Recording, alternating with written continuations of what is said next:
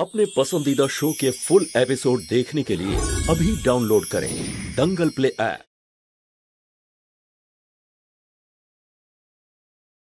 আমাকে ক্ষমা করে দিন, কিন্তু আমি এমন জায়গায় কাজ করতে পারবো না যেখানে আমার চরিত্র নিয়ে কথা বলা হবে। কাল থেকে আমি অফিসে আর আসবো না। আর আমার এই কথাটা আপনি রেজিগনেশন ভেবে নিতে পারেন। শালু, আমার কথাটা বোঝার চেষ্টা করুন।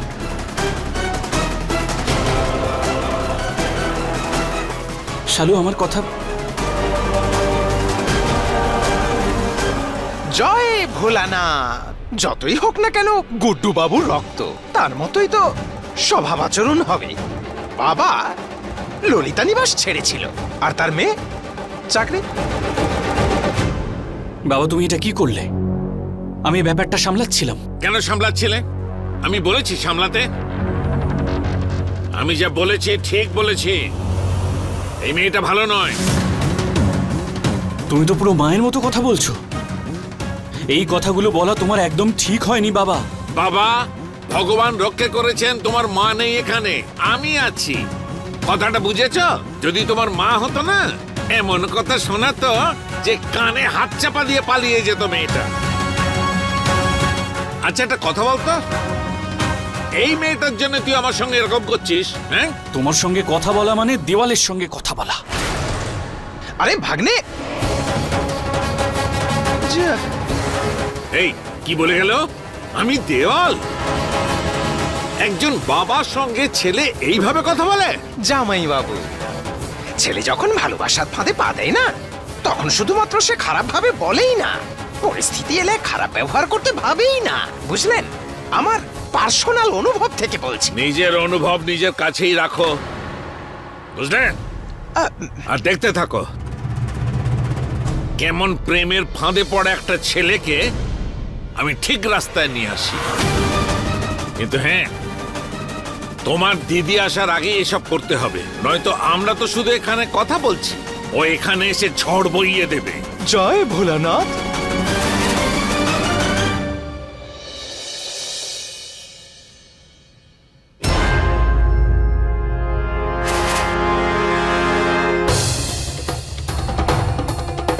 যমুনা,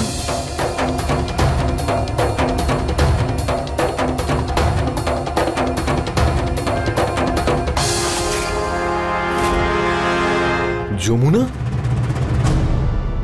তুই আজকাল নেশা করছিস? লজ্জা করে না তোর? বাইরে সবাইকে বলে বেড়াস যে তুই নাকি খেতে পাচ্ছিস না, আর এখানে নেশার জিনিস কিনছিস তুই? দাঁড়া, এক্ষুনি তোর বাড়ির লোককে ফোন করছি আমি। আরে দাদা, এসব কি করছো? আর তুমি ফোনটা রাখো।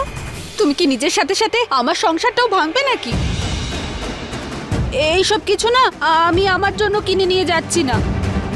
এইসব কিছু আমাকে ম্যাডাম আনতে বলেছেন, তোমার স্ত্রী।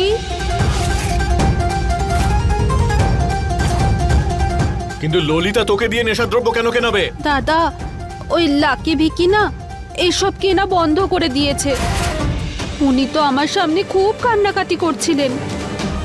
দাদা, উনি তো পাগল হয়ে গেছেন তোমাকে ছাড়া। এখন তো না সাজে আর না মেকআপ করে, শুধু সারাদিন কাঁদে আর নেশা করে। কিন্তু দাদা, যদি ম্যাডাম জায়গা জমি নিজের নামে করে থাকে তো কি হয়েছে? যা কিছু স্বামীর থাকে সেসব কিছু স্ত্রীরই তো হয়।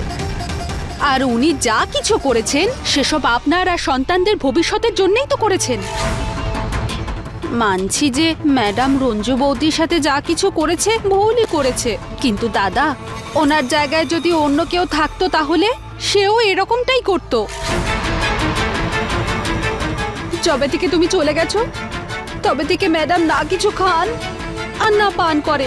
মানে আমি বলছি, কিছু খায় না, পান তো করে। আর এসব খেয়েও শুধু তোমার নাম গানই করতে থাকে। ছোট মুখে বড় কথা বলছি, কিন্তু দাদা, ম্যাডাম কিন্তু তোমাকে ছাড়া আর বেশি দিন বাঁচবে না। ম্যাডাম তোমার জন্য এত কিছু করলো আর তুমি ওনাকে ছেড়ে চলে আসলে।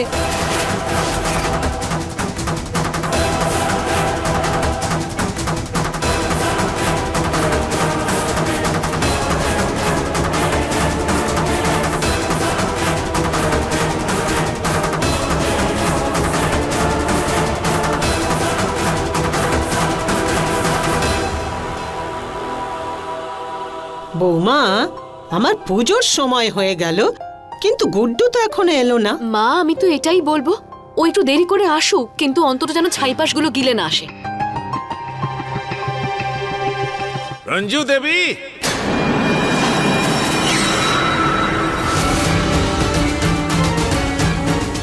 যে আপনাদেরকে সাহায্য করে তার থেকে বড় মূর্খ আর পৃথিবীতে নেই।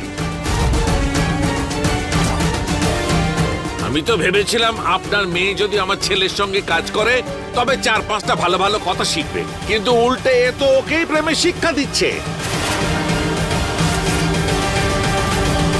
এই লোকটা কি বলতে এসেছে? কি হয়েছেটা কি আপনার দাদা? এই কি কথা বলছেন আপনি? আমি তো আপনাকে অত্যন্ত ভদ্রলোক বলে জানতাম। আরে ভালোভাবে ছিলাম বলেই তো আপনারা সদ্ব্যবহার করেছেন। আমার তো মনে হয় আপনাদের ব্যাপারে নির্মলা যা বলতো একদম ঠিক বলতো।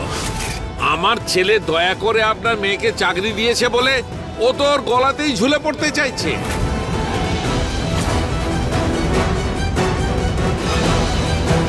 রঞ্জু দেবী, একটা পরামর্শ দিতে চাই বিনা পয়সায়, শুনে নিন। যোগ্যতার বেশি স্বপ্ন দেখা বন্ধ করুন, শান্তিতে জীবনটা কাটাতে পারবেন। আর আপনার মেয়েকে ভালো করে বুঝিয়ে দিন ও যেন আমার ছেলের থেকে দূরে থাকে, না হলে আমি কুন্টু মিশ্রার সঙ্গে কথা বলবো। শুনুন দাদা, আপনার মতন ফ্রিতে উপদেশ দেওয়ার অভ্যেস আমার নেই, কিন্তু তাও আমি আজ আপনাকে একটা উপদেশ অবশ্যই দেব। যে মানুষ অন্যের যোগ্যতা নির্ধারণ করে তার কিন্তু নিজের যোগ্যতা এইটুকু হয়। আর যদি আপনি আমার মেয়ের চাকরি করার কথা বলেন, তাহলে আপনার জেনে রাখা উচিত যে আমার বড় মেয়ে আপনার ছেলে ওখানে আসার আগে থেকেই চাকরিটা করে। বোঝো ঠেলা, আমি তো ভেবেছিলাম শুধু ভাঁড়ের মধ্যে ভাং আছে, এখানে তো পুরো কুয়োতেই ভাং ভর্তি। তার মানে হচ্ছে এটা যে আপনারা মা মেয়ে মিলে আছেন আর আপনার মেয়েকে ব্যবহার করে আমার ছেলেকে ফাঁসাতে চাইছেন।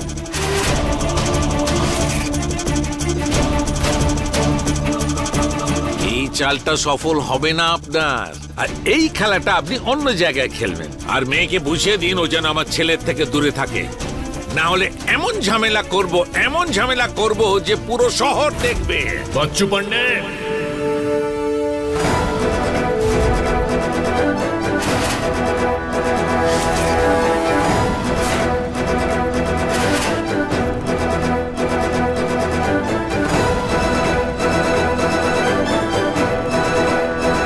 ভদ্রভাবে কথা বলো। এমনটা যেন না হয় যে আমিও তোমার লেভেলে নেমে আসি আর তারপরে তুমি সামলাতে পারলে না।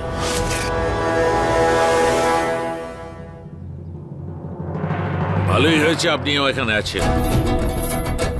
গুড্ডু বাবু, আপনি তো আমাকে ছোটবেলা থেকেই চেনেন। ঘুরিয়ে ফিরে কথা বলার অভ্যেস আমার নেই। আমি বন্ধুত্বের খাতিরে ম্যাডামের বাড়িতে সম্বন্ধ নিয়ে এসেছিলাম, কিন্তু ম্যাডাম অহংকারের বশে সম্বন্ধটা ভেঙে দিল আর অপমান করেছে, সেটা আলাদা। আর এখন আবার আমার ছেলের সঙ্গে সম্বন্ধটা করার জন্য মেয়েকে ট্রেনিং দিচ্ছে।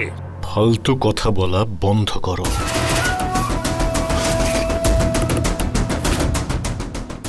যদি আমি আমার মুখটা খুলি না, তোমার মুখটার দেখাতে পারবে না তুমি। দেখুন, আপনি আমাদের বাড়ির মধ্যে দাঁড়িয়ে আছেন বলে আপনার কথা আমরা শুনছি, কিন্তু যখন আমাদের সহ্যের সীমা অতিক্রম করে যায় তখন বলার সীমা বেড়ে যায়। আর এতে তো দয়া বা সাহায্যের কোনো প্রশ্নই ওঠে না। নির্মলা তাহলে ঠিকই বলে, আপনারা চুরিও করবেন আবার বড় গলায় কথাও বলবেন। দেখুন, আপনি কিন্তু সীমা অতিক্রম করছেন। ভালো এটাই হবে নিজের এই নিচু মনোভাব নিয়ে এখান থেকে চলে যান। বাহ রঞ্জু দেবী, বাহ, আপনি তো আপনার মেয়েকে আপনার থেকে 4 কদম এগিয়ে রেখেছেন।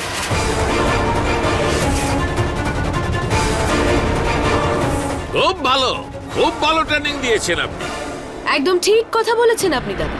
আমি আমার মেয়েদেরকে যে যেমন তার সাথে তেমন ব্যবহার করার ট্রেনিংই দিয়েছি।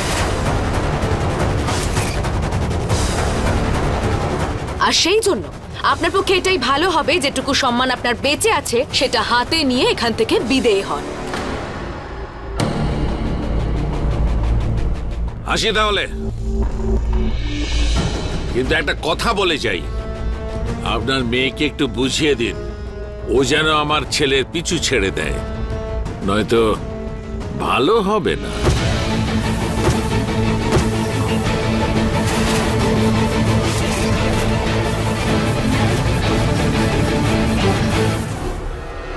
এই যে শুনুন,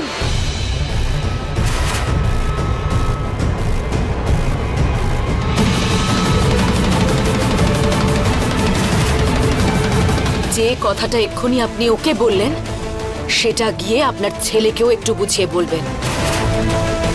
কি বলুন তো, আমার মেয়ের প্রতি তো আমার সম্পূর্ণ বিশ্বাস আছে। ও কখনো কোনো অন্যায় করতেই পারে না, আর সঠিক কাজ করা থেকে আমি কখনো ওকে আটকাই। কিন্তু আপনি আপনার ছেলেকে একটু ভালো করে বুঝিয়ে দেবেন। পান্ডে বাবু, উনি যেটা তোমাকে বোঝালেন সেম টু সেম গিয়ে নিজের মিসেসকেও একটু বুঝিয়ে দেবে। আসলে কি বলো তো, আমি দ্বিতীয়বার কোনো টপিকে আর ডিসকাস করতে চাই না।